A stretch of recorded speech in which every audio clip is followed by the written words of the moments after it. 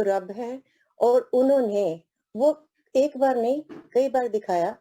गुरुजी की महासमाधि लेने के बाद ही अ, थोड़ी देर के बाद मेरे बेटे की उसमें एडमिशन हुई थी कॉलेज में, तो एक बच्चा होशियारपुर से हॉस्टल में रहता था, तो फर्स्ट सेमेस्टर पूरा हुआ तो वो अपने घर गया।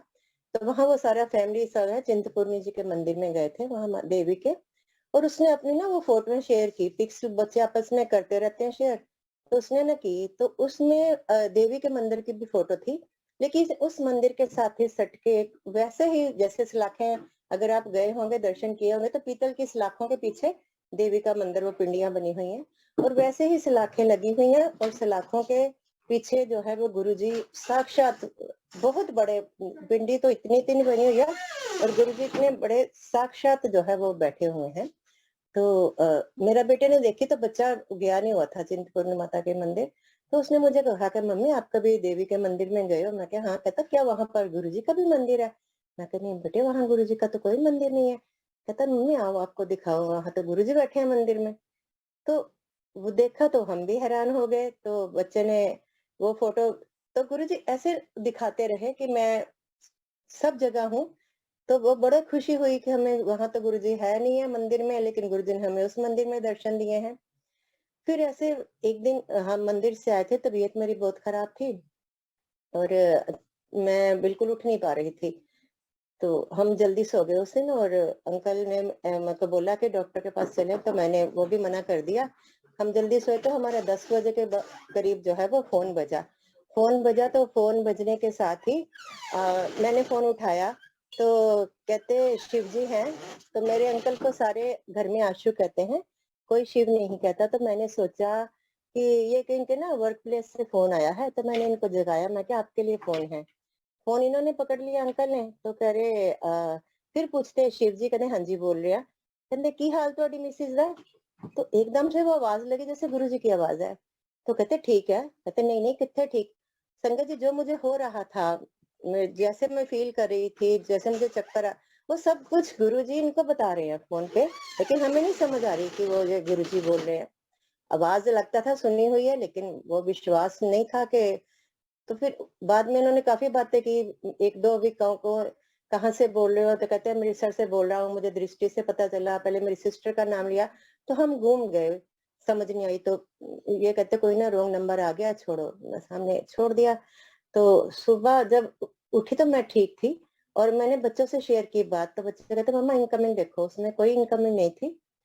तो वो हम बड़े हैरान हुए, इतनी देर तो बात हुई है लेकिन इनकमिंग क्यों नहीं है। फिर उसके बाद मेरे सोसाइटी से एक फ्रेंड का फोन आ रहा है कि आप बीमार हो। मैंने कहा तुझे कैसे पता? कह रही मुझे ना सुबह गुरुजी ने दर्शन दिया और उन्हें बोला है कि वो कमली है, मैं की करना कुछ समझ नहीं आती उन्होंने। उन्होंने कहते चिंता ने करया करे।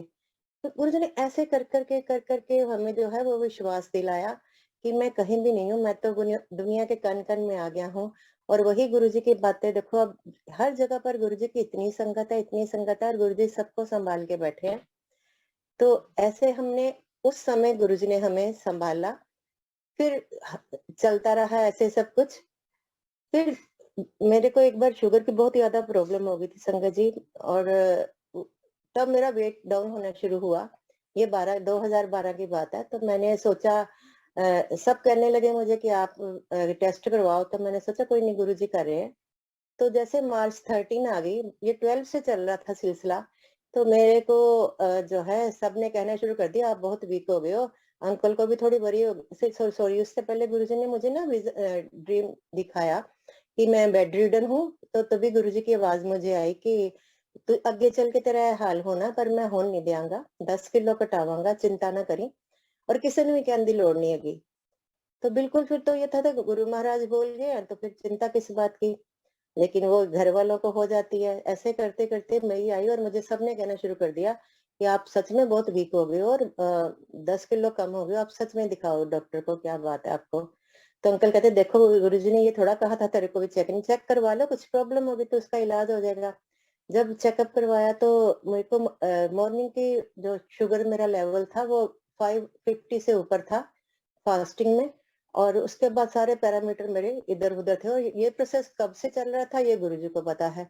लेकिन मुझे भी ये देख के भी कोई वरी नहीं हुई। मेरे को ये था कि जब उन्होंने मुझे दिखा दिया, वो मेरा 100% था कि मैंने बेड पे पड़ना है, लेकिन गुरुजी ने उसको काट-काट के मेरे को वो शुगर के साथ और मुझे ऐसे करके, ठीक है, तो उसने मेडिसिन शुरू कर दी। संगत जी, जब तक मैंने मेडिसिन नहीं ली थी, मैं बिल्कुल ठीक थी। जैसे मैंने मेडिसिन शुरू की, तो मेडिसिन लेने के बाद मेरे ना उस सेंस ऑर्गन पे असर आ गया सारा। मेरी आँखों की बिल्कुल रोशनी चली गई। 2 मोटे-मोटे चश्मे लग गए, कोई 7 नंबर, कोई 8 नंबर, क्योंकि एक में वो नहीं फ़ोकस हो रहा था। और मेरे दाँत हिलने लग गए, कानों से सुनना बंद हो गया, हेयर फॉल हो गया, स्किन मेरी ऐसी हो गई, एक तो मोटी से पतली हुई, दूसरा शुगर की वज़ह से जैसे वो बुड्ढों की स्किन झुर्रियाँ हाथ में आती हैं, ऐसे हो गया। तो ठीक है, मैंने कहा जो मालिक जो आप करो, ठीक है गुरुजी। समझना तो मुश्किल होता है गुरु महाराज को, लेकिन फिर भी उन पे विश्वास करके हम आगे चलते गए। लेकिन 2 महीने के बाद मुझे फिर उन चश्मों में से दिखाई देना बंद हो गया। तो फिर मैंने सोचा हो सकता है कि आईसाइट ज़्यादा और चली गई है, तो बट अंकल कहते चल चेक करवाते हैं। चेक करवाया तो वो डॉक्टर बार-बार हैरान होकर मेरे से पूछ रहा है कि आपने कि जो मेरे को उम्र बताई है आपकी वही उम्र है? मैं क्या हाँ, मैं 50 के करीब थी तब से भी घबरा गया, हो सकता है बहुत ही चली गई आँखें मेरी।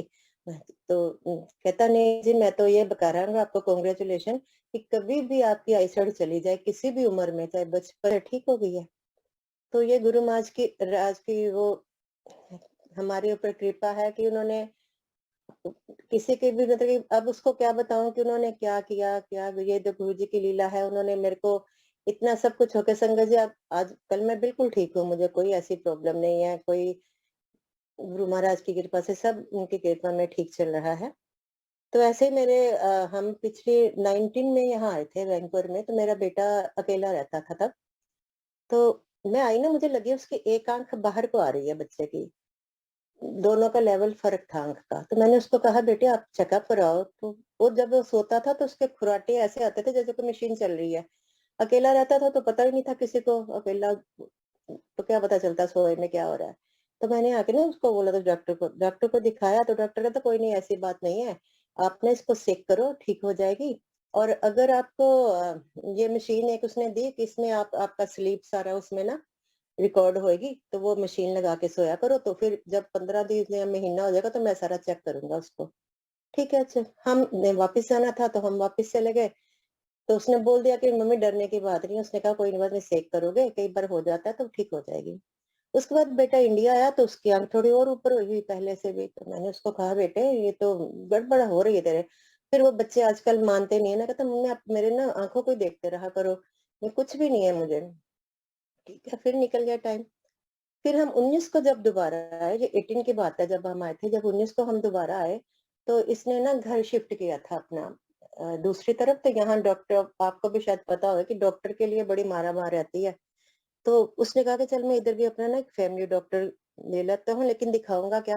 कहता चलो ये ना आँखें में चेक करवा लेता हूँ। जैसे आँख चेक करवाने गया, तो वो डॉक्टर तो बहुत पीछे पड़ गया उसके, कहता आप इसको सीरियस क्यों नहीं ले रहे? कब से ये आपको प्रॉब्लम है? तो इसने बताया कि ऐसे-ऐसे, पता नहीं आप इसका पूरा उसने ना सारा सीटी स्कैन करवाया। जिस दिन ये हमें एयरपोर्ट से लेने गया उसी दिन ये करवा के गया था। तो मुझे रास्ते में कहता कि मम्मी आज मैंने ना दिखाया है तो सिटी में, चल बेटे अच्छी बात है कि जो होगा ठीक तो हो जाएगा, मुझे तो बहुत चिंता हो रही तुम्हारी आँख की। जब तक वो बस उसकी रिपोर्ट नहीं आई हम बड़े आराम से यहाँ हफ्ता हमने निकाला। इसने घर चेंज किया था, घर सेट किया, सब किया। लेकिन उसके बाद जो है वो जैसे रिपोर्ट आई तो रिपोर्टें संगत जी ठीक नहीं थी। और उसमें मेरे को तो ना मेरे अंकल ने बताया ना बेटे ने बताया, लेकिन ये दोनों आपस में बड़े वरीड मुझे नजर आते थे। और यहाँ फिर वही है कि उसने आगे स्पेशलिस्ट को रेफर रेफर कर दिया डॉक्टर ने। तो बहुत मारामार रहती है यहाँ उसकी अपॉइंटमेंट्स की। तो अंकल ने बार बार सब रिक्वेस्ट की डॉक्टर्स को कि आप कैसे भी है कि हम यहाँ आए हुए हैं, हमारे होते होते इनका जो भी है आप कर दो। तो वो चलो वही बैठे रहे हम, बेटा हमारा पता नहीं क्या-क्या सोचने लग गया, पता नहीं अब मेरा जीवन कितना है, कितना नहीं। फिर वो जो डॉक्टर हमें गुरु महाराज की कृपा से मिली, वो इतनी अच्छी थी। उसने दी बेस्ट मतलब कह रही थी मैं अपनी तरफ से करूँगी। उसने सब तरफ जो है ना वो भेजनी शुरू कर दी। ईमेल डाल दी भी बहुत छोटा बच्चा है, उसके पेरेंट्स आए हुए हैं, अगर हो सकता है तो आप जल्दी से इसका उसने जो कर सकती थी मैक्सिमम। और अंकल ने भी रिक्वेस्ट की, बाकी करने वाले तो गुरुजी हैं, हमारा तो सारा उनके हाथ में है। तो उन्होंने बड़ी जल्दी करके इसका हम आए थे जुलाई में शायद, और हमें अक्टूबर में या सितंबर में हमें अपॉइंटमेंट मिली, अक्टूबर में मिली थी, पता नहीं कितने अक्टूबर थी, तो इसका ऑपरेट कर दिया उन्होंने। और जब वो ऑपरेशन से पहले जो टेस्ट होते हैं, उसमें गुरु महाराज ने सारी रिपोर्टें चेंज कर दी। तो जो पहले रिपोर्ट आई थी, वो बड़ी क्रिटिकल रिपोर्ट थी और बड़ी खतरनाक थी। उसमें तो था कि कुछ भी हो सकता है, सिस्ट है और बड़ी वो डेंजरस है। लेकिन जब दोबारा उसने की, वो गुरु महाराज जाने उन्होंने क्या कैसे किया, क्या ठीक किया उसका, उसमें ये आया कि इसके अंदर वो साइनस की प्रॉब्लम से अंदर फंगस जमा हो गई है, तो उसकी वजह से वो पुश कर रही है आई को बार-बार। 2-3 उन्होंने प्रोसेस किए, लास्ट में गुरु महाराज की कृपा से बिल्कुल ठीक हो गया। मुझे तो अंकल ने बाद में बताया कि डॉक्टर्स ने ये भी बोला था कि इसकी आई साइड को अभी हमें गारंटी नहीं दे सकते, ऑपरेशन के टाइम कुछ भी हो सकता है, तो वो हमें पता नहीं, पर गुरुजी ने सब दिखाया।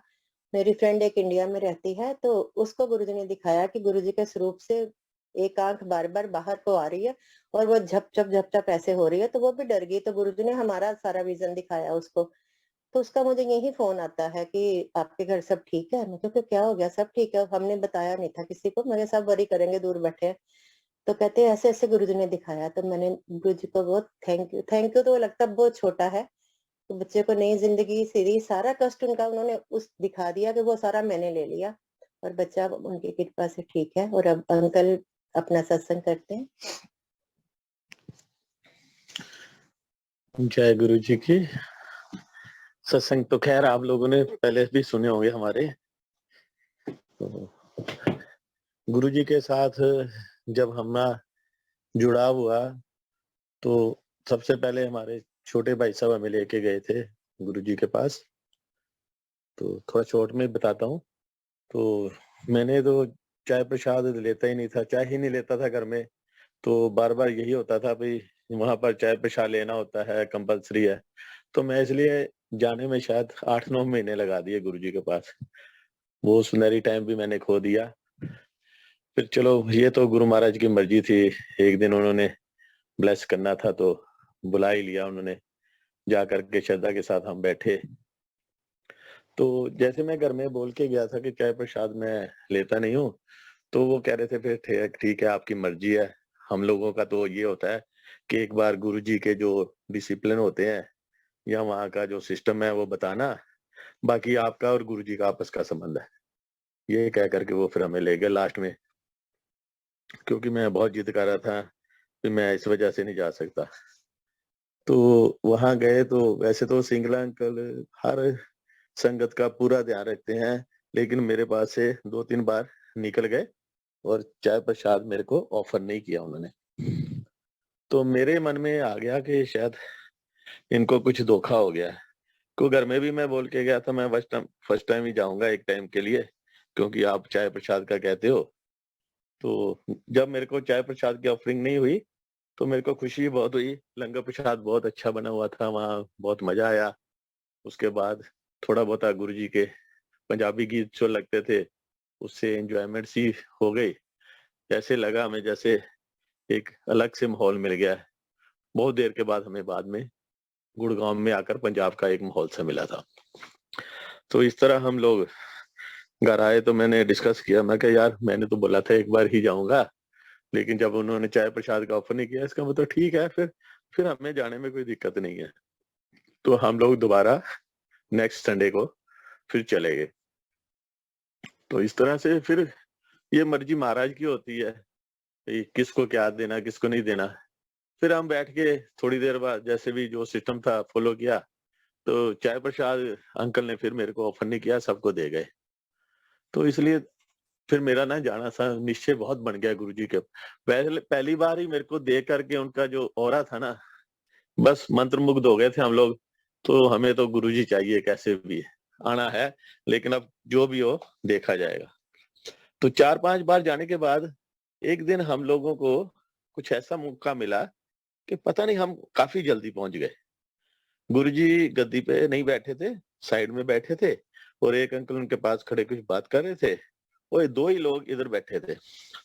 तो उस दिन गुरुजी बड़े ध्यान से मेरे को 2-3 बार देखते रहे। मेरे को शायद शक हुआ कि वो मेरे को बुला रहे हैं, लेकिन मैं कहा मैं तो अभी इतने दिन कहाँ हुए हमें जो गुरुजी से हमारी इंट्रोडक्शन हो गई है वो हमें बुलाएंगे, क्योंकि बताया जाता था कि लोगों को बात करने में बहुत टाइम लगता है, कईयों को तो सालों-साल गुरुजी ब्लेस ज़रूर कर देते हैं, बात नहीं कर पाते, करते नहीं हैं।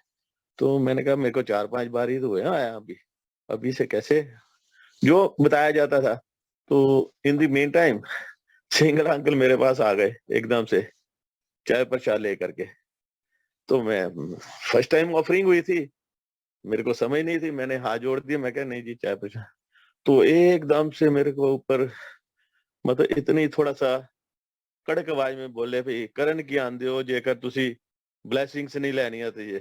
मेरे को समझ ही नहीं थी ब्लेसिंग लेनी आते हैं, क्योंकि हम लोगों ने कभी मन में ये सोच के तो गए नहीं थे गुरु जी से कुछ लेना चाहिए।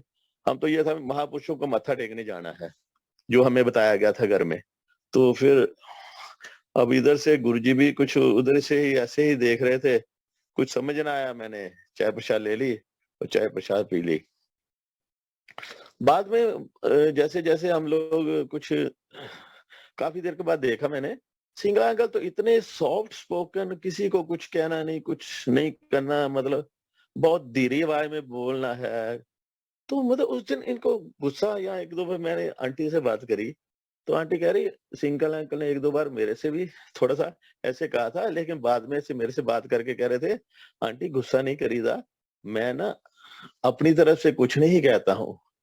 मैं तो बिल्कुल सॉफ्ट होता हूँ। जब गुरुजी ने कुछ कहलाना होता है ना, तो तब मेरी आवाज़ ऐसी हो जाती है।" मैं वही सोच रहा था, मैं इतना सॉफ्ट बोलने वाले एकदम से मेरे को इतनी कड़क आवाज़ में बोले, कुछ इस तरह से थोड़ा गुस्सा भी दिखाया उन्होंने। अदरवाइज़ मैंने देखा था वो तो बहुत शांत स्वभाव के रहते थे हमेशा ही। तो लंगर प्रसाद लिया, घर आ गए। गुरुजी से बस हमें यही होता था गुरुजी को देखने जाना है। ना हमें उनसे मतलब कुछ मन में था, कुछ माँगना है, ना कुछ ये करना है। गुरुजी धीरे करके अपना प्यार बढ़ाते गए और कभी अपने हाथों से भी प्रसाद देते थे। एक बार टॉफ़ियों का प्रसाद भी मिला।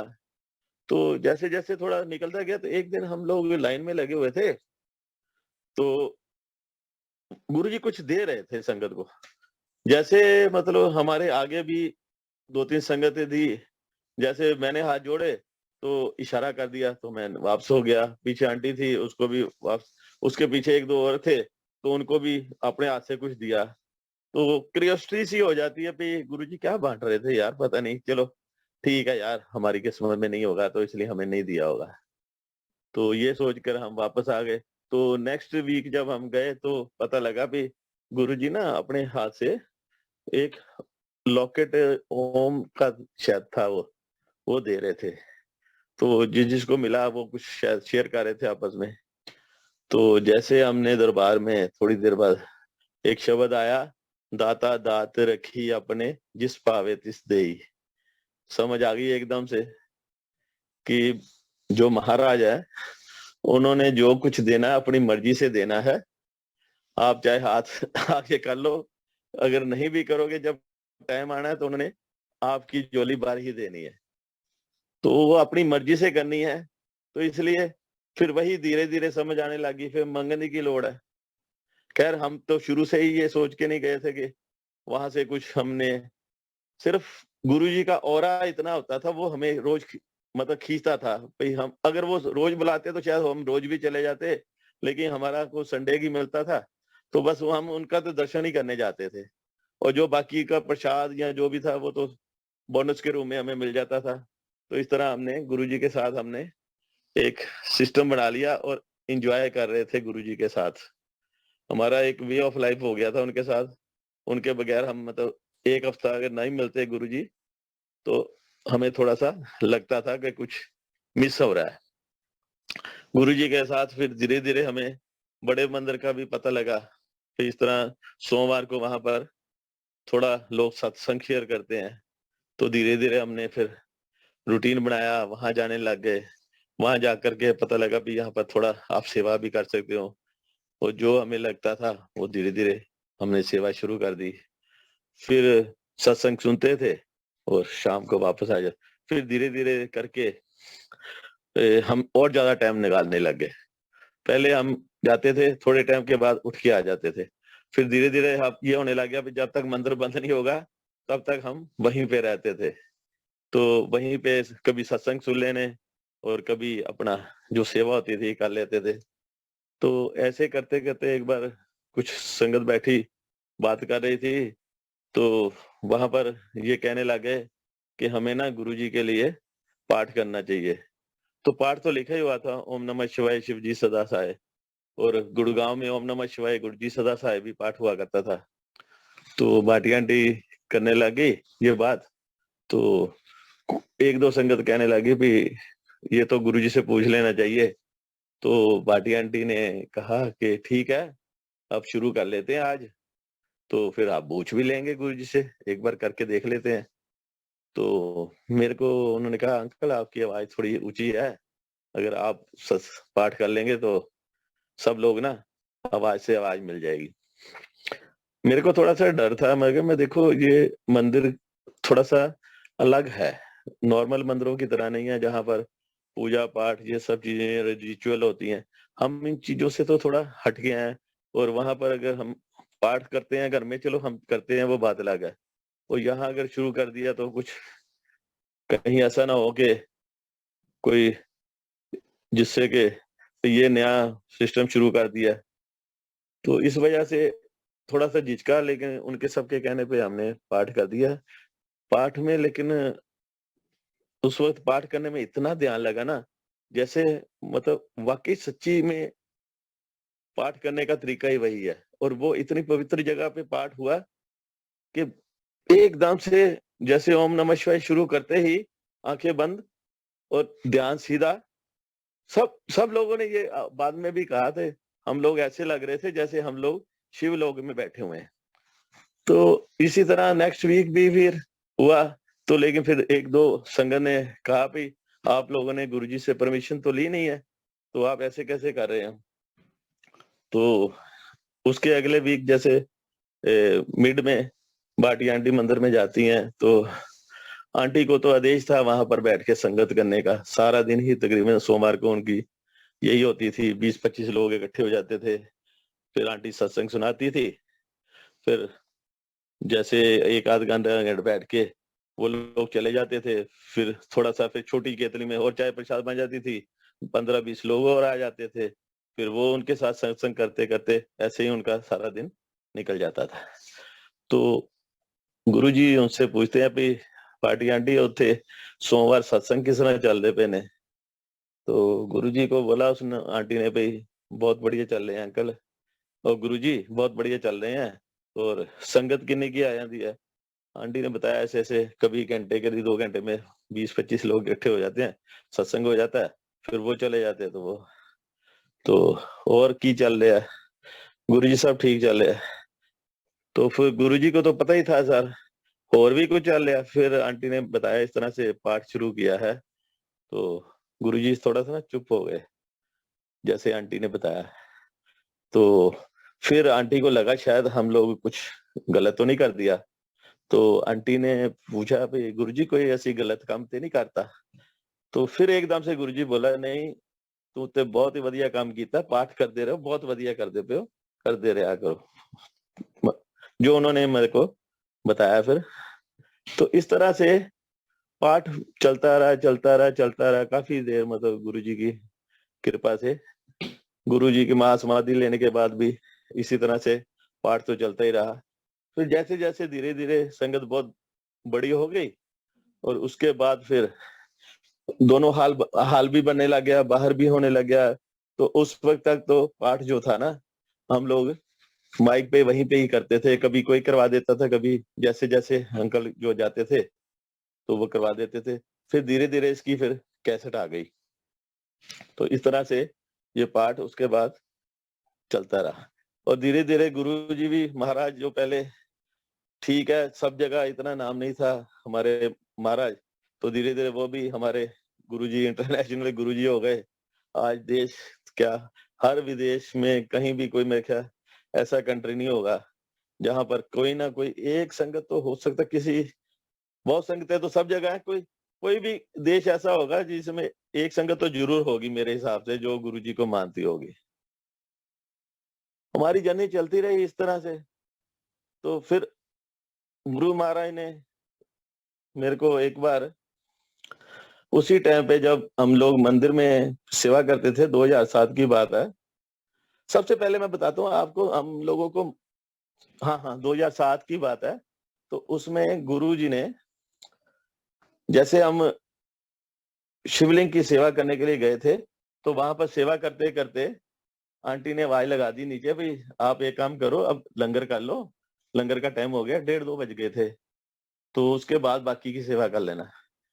तो हम लोग फिनिशिंग स्टेज के आस-पास थे, तो मैंने कहा भई अब तो रिदम बना हुआ है, हम जितनी भी अब सेवा कर लेंगे ना, तो ये अब लगेगा 1 डेढ़ घंटा, और अगर छोड़ के चले गए, तो फिर दोबारा से हमें हो सकता है 2 या 3 घंटे लग जाएँ।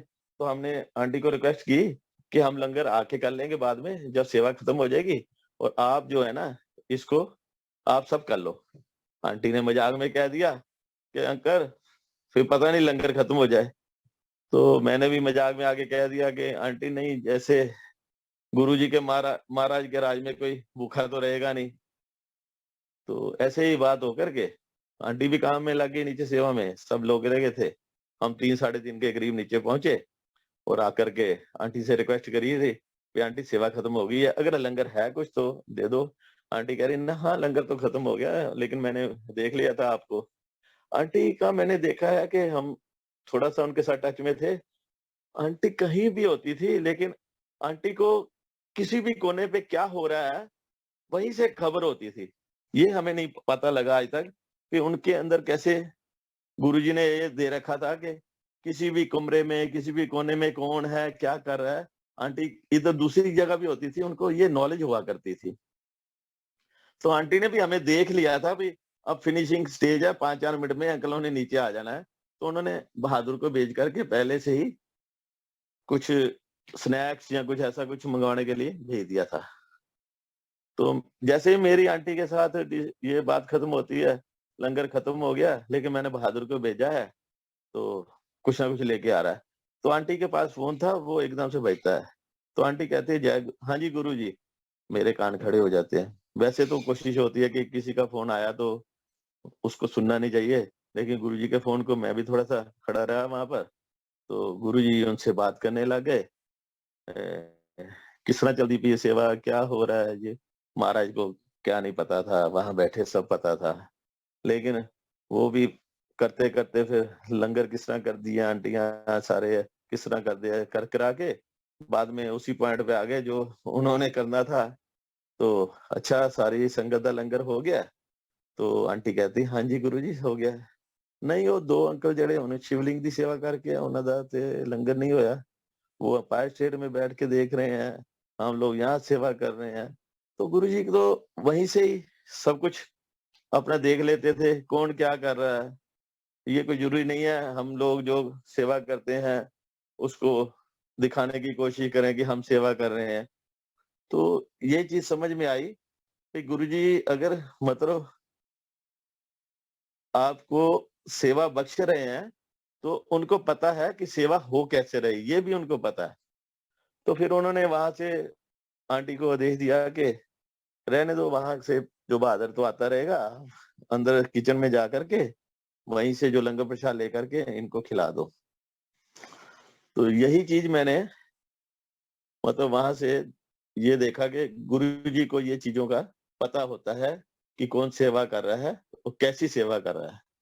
इसी तरह एक बार मई में 14 मई 2007 को हम मंदिर सोमवार था, हम भी वहाँ टाइम पे पहुँच गए। जैसे ही मैं गाड़ी लगाने लगा तो बेटी कह रही है कि पापा जी गुरुजी, तो पीछे गुरुजी की गाड़ी आई, तो मैं एकदम से साइड में लगा दी और गुरुजी की गाड़ी अंदर चली गई।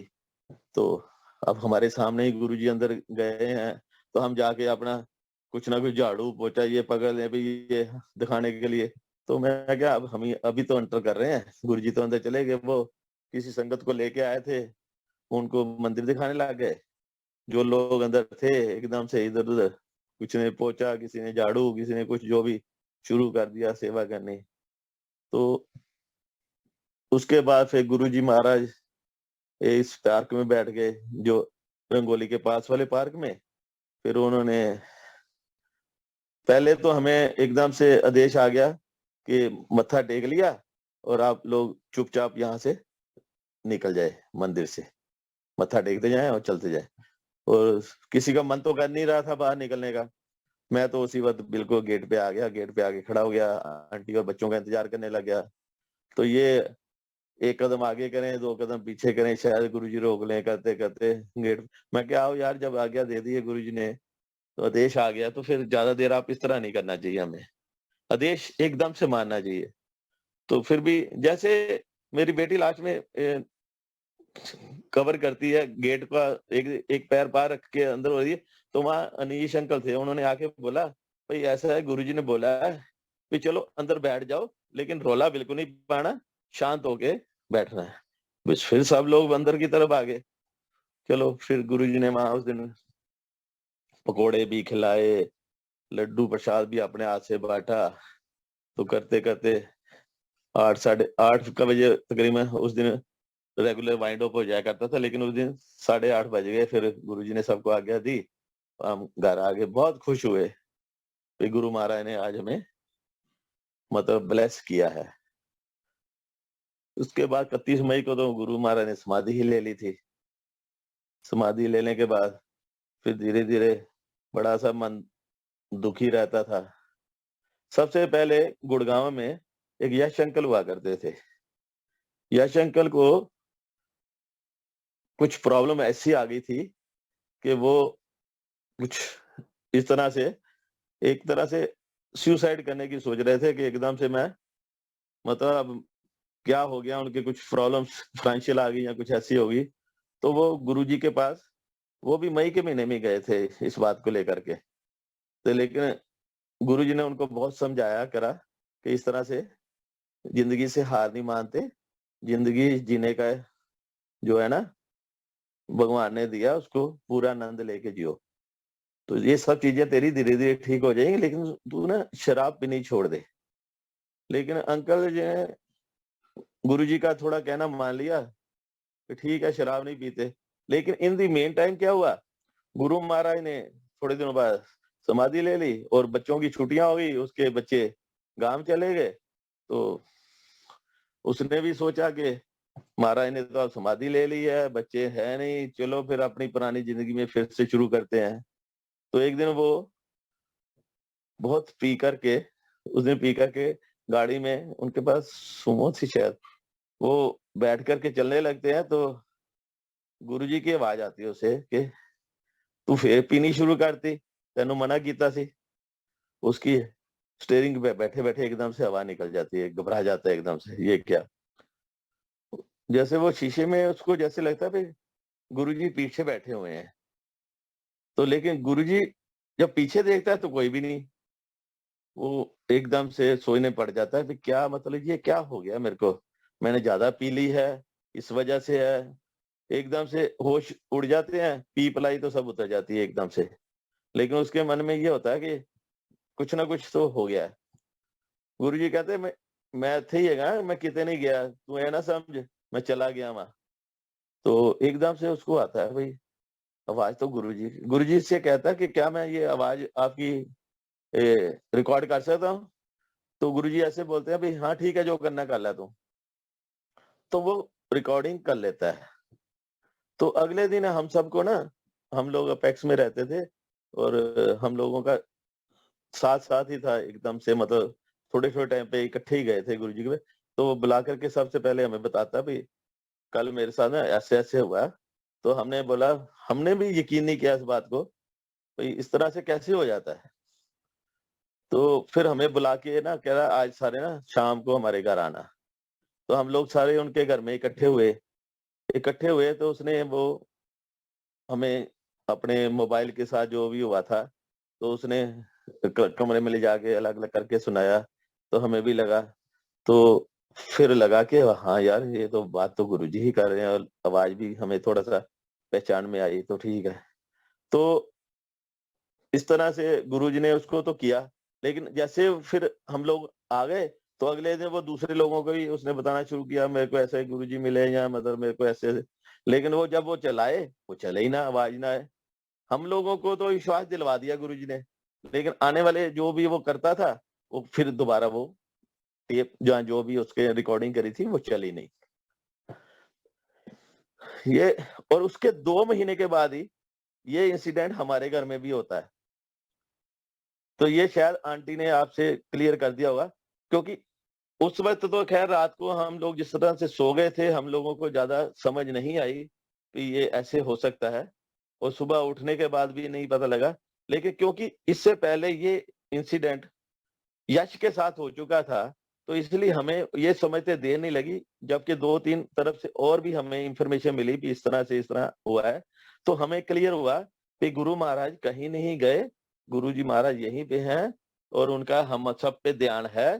तो आज के बाद भैया जो भी करो, गुरु महाराज की जो शिक्षा दे रखी है उसी से चलो, और अच्छा तो खैर हम लोगों से किसी का हो नहीं सकता।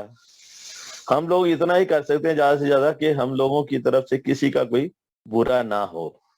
इसी फंडे के साथ हम धीरे धीरे आगे बढ़ते रहे। जैसे अगर किसी से कुछ है तो चुप रह जाओ, किसी को कुछ मत कहो। इसी तरह से जिंदगी चलती रही।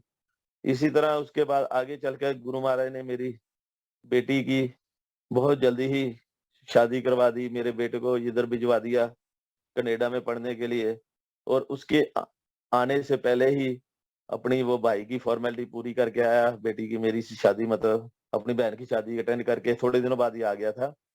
लेकिन मैं ये बता रहा हूँ कि उस वक्त जो वक्त मतलब उस वक्त हमें जो गुरुजी ने ओम चांदी का वो नहीं देना था ना, तो उससे भी कुछ ज्यादा बड़ी चीज गुरुजी ने हमें बेटी की शादी पे किसी के द्वारा गिफ्ट के रूप में भिजवाई।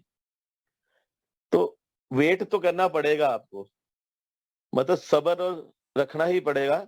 अगर गुरुजी के साथ संबंध बन गया तो सबसे बड़ी बात यह है कि उसको आप अपने लेवल पे निभाओ। निभाने वाले भी गुरुजी हैं और मन में भी डालने वाले गुरुजी हैं। और आज की डेट में हम लोग कनाडा में हैं और यहाँ पर संगत इतना प्यार कर रही है। आज भी हम लोग एक सत्संग में बैठे हुए हैं, लेकिन हम शायद इस वजह से कि डिस्टर्बेंस ना हो, तो सत्संग से हटकर एक कमरे में बैठ के आपके साथ सत्संग कर रहे हैं। बाहर सत्संग वहां भी चल रहा है और आपके यहाँ भी सत्संग चल रहा है। तो इसके आगे मैं आंटी से बोलता हूँ कि वो आपसे थोड़ा सा और शेयर कर ले। तो ये मैं बता रही थी ना कि हमारे साथ साथ गुरुजी हमारे सारी फैमिली का सबका वो करते हैं कल्याण। तो मेरे भाई भी गुरुजी से जुड़ा हुआ है, उसकी फैमिली भी जुड़ी हुई है। उसका बेटा अभी एयरफोर्स में है, उसमें फाइटर जेट में। तो वो बच्चा जब अभी 12th में था तो उसके मन में था कि मुझे ना एयरफोर्स में जाना है। ट्राई करता रहा, एक बार एग्जाम दिए तो हुआ नहीं क्लियर, तो डिप्रेस सा हो गया, क्योंकि उसके मन में बहुत था कि मुझे इधर ही जाना है। तो उसके बाद उसकी सिलेक्शन एक दो जगह और भी हो गई, एग्रीकल्चर यूनिवर्सिटी में इंजीनियर की होगी, गुरु नानक खालसा कॉलेज है लुधियाने में, उसमें भी होगी, सेमेस्टर स्टार्ट हो गया। फिर उसने दोबारा से पेपर दिए तो उसका क्लियर हो गया। फिर मेडिकल आया, मेडिकल जब आया तो इधर दिल्ली में था आरआर हॉस्पिटल में, तो मेरे पास ही वो रुका गुड़गांव में। तो जब मेडिकल हुआ तो उन्होंने रिजेक्ट कर दिया उसको, क्योंकि उसकी 3 उन्होंने कमियां बताई। एक तो बताई कि तुम्हारा लीवर फैटी है, वो तो खैर मेडिसिन से ठीक हो जाता है। एक और बताई थी उसका, वो भी कोई ऐसी प्रॉब्लम थी दवाई से ठीक हो जाए। एक उन्होंने ये डिफेक्ट निकाला कि जो उसके हाथ का क्रिवेचर है वो कुछ ऐसे है कि हड्डियां के स्टेयरिंग पकड़ते समय ना वो हैंडल नहीं कर पाएंगी। तो 3 चीजें लिख के उन्होंने रिजेक्ट करके उसको दे दिया। बच्चा आया, मुंह इतना सा हुआ हुआ कि मैंने इतनी मेहनत की है, होता ही है बच्चे को। फिर उसको हमने ना इधर हमारे जलोई टावर में संगत के बहुत है अंकल जो है उसमें नेवी में या दूसरे में, उनसे मिलाया हमने। तो वो कहते बेटे कोई बात नहीं, तुम लैंड पे चले जाओ, तुम्हारी सिलेक्शन हो गई है, वहां नहीं तो कहीं।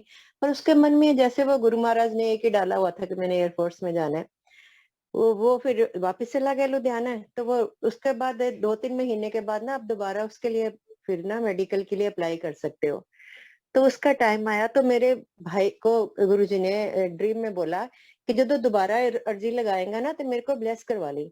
तो मेरे भाई का मुझे फोन आता कि दीदी मैं बड़े मंदिर में हूँ ब्लेस करवाने। मैं कहा नहीं, बड़े मंदिर में क्यों आना, गुरुजी के हर स्वरूप में गुरुजी हैं, आप जहाँ उनका स्वरूप रखा है आगे एप्लीकेशन रात को रख के सुबह पोस्ट कर दो। तो ऐसे ही किया उन्होंने। फिर ये मेरे पास ही आया बच्चा, तो टेस्ट के लिए वो उसने दवाई खाई थी, वो लीवर का भी प्रॉब्लम ठीक होगी, जो दूसरी थी वो भी ठीक होगी। लेकिन अब हाथ तो ठीक नहीं हो सकते, क्योंकि जो भगवान ने बना दिए हमारी बोन्स। तो वो जब उसका मेडिकल होना था तो जब वो हाथ चेक करने लगा उसकी बोन्स, तो उसके हाथ एकदम नीले हो गए। तो वो डर गया कि इसको या तो घबरा गया है, कहते या are you okay, are you okay? कभी आपके पहले भी ऐसा हुआ, इसके कभी ऐसा हुआ ही नहीं था। तो उसका ना ध्यान बटा दिया गुरुजी ने, तो उसने वो देखा ही नहीं। ओके लिख के उसको ना कागज पकड़ा दिया, कहते इट्स ओके, जाओ जाओ। और जब वो बाहर निकला उसके रूम से तो हाथ बिल्कुल ठीक हो गए। तो गुरु महाराज ने उसका वो भी कल्याण करवा दिया और अब बच्चा खुश है और अपनी उससे एक मर्जी से अपना वो कर रहा है, देश की सेवा, गुरु जी की कृपा है वो भी। तो गुरु जी की बहुत कृपा है। हम तो अंकल बताते जाएंगे ना तो खत्म नहीं होना है। ऐसे मेरे मदर का है, मेरे मदर आते थे, भगवान को मानते थे, लेकिन जब हमारे पास गुड़गांव में आए तो मैंने मम्मी पापा से पूछा कि आप गुरु जी के पास चलोगे? मम्मी तो मान गए, पापा कहते नहीं तुम जाओ। मैं कहा ठीक है, कोई बात नहीं, गुरु जी की इच्छा है, जिसको बुलाना है। तो मेरे मदर गए ना, तो मेरे मदर बहुत भगवान को मानने वाले थे। तो अब मेरे मदर गुरु जी के चरणों में है। तो जैसे हमने लंगर प्रसाद ले रहे थे, तो मेरा लंगर प्रसाद जो है बाद में हुआ, अंकल का और मेरी मम्मी का पहले हो गया। तो ये बाहर आए, तो मैं जो लंगर प्रसाद कर रही थी ये आगे लेने आ गए। तो गुरुजी मेरे मदर को ना ऐसे हाथ से बुला रहे, आजा आजा, ऐसे हाथ से। गुरुजी ऐसे बुलाते थे, हाथ सीधा करके ऐसे करके। तो मम्मा डर के गए ही नहीं। मैं बैठी, मैं तो बोल नहीं सकती कि जाओ मम्मा, कि मैं बहुत डिसिप्लिन होता था संगत जी गुरु के टाइम पे, कि आप बिल्कुल हिल भी नहीं सकते थे, मूवमेंट नहीं कर सकते थे अपने कुछ, ना मुंह से ना बॉडी से, जहां बैठे स्टैंड स्टिल वही हो जाता था। ये होता था गुरुजी कुछ पूछना मत, कुछ पूछोगे तो हम तो पूछते पूछते थे, मुंह से कुछ और निकलता था गुरुजी के। जब हमारे मुंह से तो कुछ निकला, आंसर हम ठीक से नहीं दे पाते थे। तो मम्मी गए नहीं। पहले मैं क्या ठीक है, बाहर निकली तो मैंने कहा मम्मा आप गए नहीं, आपको कितना गुरुजी बुला रहे थे? कहते नहीं, मुझे पता तो चल गया था, लेकिन मैं वहां इतना डिसिप्लिन था, मुझे था कि मुझे सेवादार रोक ही ना दे। तू माता जी कहाँ जा रहे हो आप? किसने बोला आपको जाने को? तो डर गए। चलो एनीवे, टाइम निकल गया। वो टाइम पता नहीं गुरुजी ने क्या अभ्यास कर, लेकिन अब मम्मी के मन में ना ये बात घर कर गई कि मेरे को गुरुजी ने बुलाया था, मैं गई नहीं। और दोबारा बेचारे आप भी, मतलब कि बुजुर्ग बंदा है, दोबारा आना जाना भी मुश्किल है उनका। तो वो चले गए वापस। कहते एक दिन ना, मैं कई दिनों के बाद दिल में यही चल रहा था, गुरुजी आप पता नहीं मुझे क्यों बुला रहे थे, मैं तो एक ही बार आई आपके पास, और आपके पास इतनी संगत है, इतनी संगत है, आपको तो याद भी नहीं होगा। और मैं जब से आपके पास से होके आई हूँ, मेरा तो मन आपकी तरफ ही रहता है। तो कहते मैं सोचती सोचती, सुबह का टाइम था, फिर काम को मैं लग गई। कहते जैसे रात को मैं लेटी हूँ चेंज करके, तो कहते मैं ना भी पिल्लो लेके ना सीधी लेटी भी, सोई भी नहीं हूँ। तो कहते मुझे ऐसा लगा कि जैसे ना दरवाजे की चौखट के पास गुरुजी खड़े हैं और उन्होंने टी और पैंट डाली हुई है। तो कहते मैं सोचा, लगे तो गुरुजी रहे हैं, लेकिन गुरुजी तो उसमें होते हैं, अपने बड़े अच्छे अच्छे चोले पहने होते हैं उन्होंने। ये ये तो टी शर्ट और पैंट में है, क्योंकि उनको नहीं पता था कि गुरुजी आने से पहले टी शर्ट और पैंट में वॉक करके आते थे, उनको इतना नहीं पता। उन्होंने उनके चोले में दर्शन किए तो वही उनको पता था। कहते फिर मुझे ना, मैंने आईज बंद की हुई थी, तो आंखों में मुझे लगा, मैंने खोली भी नहीं आंखें, तो कहते मुझे आवाज देते हैं दर्शना दर्शना, क्योंकि मुझे मेरे मन में था कि आपको क्या पता मैं आपके पास आई हूँ। तो कहते मम्मी का नाम सुदर्शन था, कोई दर्शना सिर्फ मेरी मम्मी के पापा कहते थे उनको। तो कहते मैं सोच रही हूँ कि ये मेरे तो पापा अब है नहीं, मुझे दर्शना कह के कौन बुला रहा है। कहते मैंने आंखें खोली तो गुरुजी मेरे बेड के पास आए हुए। तो कहते चल उठ चोली कर। कहते तो मैंने अपना दुपट्टा आगे कर दिया, तो गुरुजी ने उसमें 2 पैकेट डाले दुपट्टे में। तो उसके बाद कहते मैंने झुक के उसको चूमा, जैसे ऊपर हुए तो गुरुजी नहीं थे। मैं तो कहते मैंने सोचा कि चलो मुझे ब्लेस कर गए। तो कहते बाद में मैंने देखा कि वो डब्बे जो ना बहुत ऊंचे ऊंचे ऊंचे ऊंचे हवा में बड़े बड़े हो रहे हैं। तो कहते मैंने कुछ समझा नहीं गुरुजी की क्या लीला थी, कहते बात आई गई होगी। तो काफी दिनों से मम्मी ये चाह रहे थे कि उनके घर की रेनोवेशन हो, तो गुरुजी कैसे कैसे ब्लेस करते हैं। तो गुरु महाराज ने दोबारा से उनका घर सारा ढा के सारा से दोबारा रेनोवेट करवाया और उसकी डबल स्टोरी बनवा दी। वो जो 2 डिब्बे गुरुजी ने दिखाए बड़े बड़े हो गए हवा में, तो वो डबल स्टोरी करवा दी गुरु महाराज ने। और उसके बाद चलो घर बन गया, मम्मी खुद तो आ नहीं पाए। तो मेरा ब्रदर पहले ना और यहाँ जाता था रामा शर्मा के, और वहां पर सेवा करता था। तो हमारे मन में था कि एक बार गुरुजी के दर्शन कर ले। तो मानता नहीं था, कह रहा था ठीक है, मेरा मन यहाँ लगा हुआ। तो हम भी कहते चल जबरदस्ती क्या करनी, पर गुरु महाराज की इच्छा थी। उन्होंने 2006 की जो 7 की जो 31 दिसंबर थी, उसमें उनको बुलाया। और जब वो मेरा भाई गया वहां पर, तो हम लोग तो लेडीज लेट गए। पहले भाई वो ये अंकल के साथ चला गया था, जब हम जाने लगे ना तो कहता चल मत्था टेकने जा रहे हो? मैं कहा हाँ, कहता मेरा ना मन नहीं भरा, मेरा ना दोबारा जाने को दिल कर रहा है। तो मैंने कहा देखो ये मत सोचो कि गुरुजी को पता नहीं है, गुरुजी को सब पता है। तो आप ऐसे करो, अगर गुरुजी ने डाँट दिया तो मुझे मत कहना, कि मैं कहा जो बड़े दिनों में ना गुरुजी तो पास ही नहीं आने देते किसी को, दूर से ऐसे-ऐसे करते रहते थे। तो कहता नहीं चाहे डाँट पड़ जाए जाऊँगा ज़रूर, वो हमारे साथ फिर चल पड़ा। तो आगे हो गया बिल्कुल, पीछे-पीछे मैं थी, मेरे पीछे-पीछे मेरी सिस्टर थी, फिर मैं थी। तो जैसे वो आगे मैं हमने ने देखा भी लाइन में लगे हैं, तो वो फटाफट से गुरुजी के सिंहासन के पास बैठा हुआ जाके। मुझे बड़ी हैरानी हुई, मैं कही इस मतलब कि बड़े दिनों में तो गुरुजी के पास क्या जाना, दूर भी से भी मत्था नहीं, बस कहते हैं टेको और भागो हाथ से ही। तो वो बैठा, उसने गुरुजी को बोला कि गुरुजी, पता नहीं क्या बोला उसने, वो बात मुझे पता नहीं चला, लेकिन वहां से उठा, वो म्यूजिक रूम की ओर से निकाले थे संगत को, तो वहां जाके खड़ा होकर रोने लग गया। अब मेरी सिस्टर गई पीछे पीछे, उसने देखा कि भाई रो रहा है, वो भी शुरू हो गई। मैं गई, मैंने सोचा गुरुजी ने इसको डांट दिया होगा, ये सोचते रहे गुरुजी को पता नहीं, गुरुजी को सब पता चल जाता कि दोबारा आ गया। तो मैंने, क्या हुआ तेरे को, गुरुजी ने डांटा? कहता नहीं, मैं तो खुशी से रो रहा हूँ कि मैंने गुरुजी को बताया कि गुरुजी मेरी मम्मी ने आपके लिए ना कहते हाँ मैंने पता है, हाँ कहते घर बनवाया है, आप कहते हाँ हाँ मैंने पता है, जा जाके ऐश कर। तो कहता मेरी आंखों में ना आंसू आ गए भी, उनको तो सब पता है। तो मैं कहा तू ऐसे, हम मैं कह रही थी ना कि उनको सब पता है। तो गुरुजी ऐसे ऐसे करके जोड़ते जाते हैं अपने साथ। तो वो उनका थैंक्स भी लिया, और जब मम्मी ने गुरुजी के चरणों में जाना था, तब भी थोड़ी देर पहले 4-5 महीने पहले मम्मी की तबीयत बहुत खराब हो गई। तो इमरजेंसी में एडमिट थे मम्मी, सिकोट हॉस्पिटल है लुधियाना में।